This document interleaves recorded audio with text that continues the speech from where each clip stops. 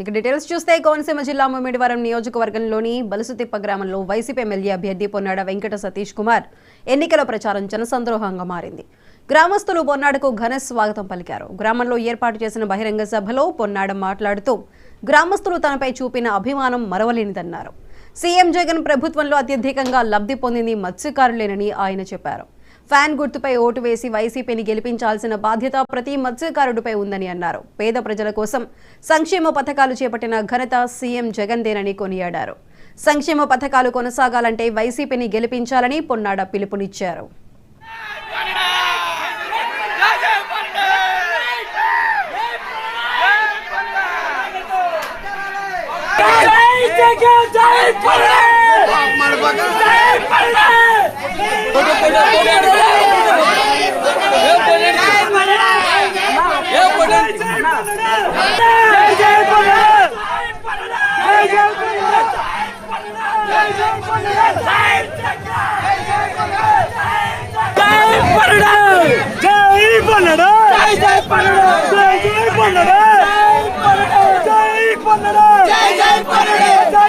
జై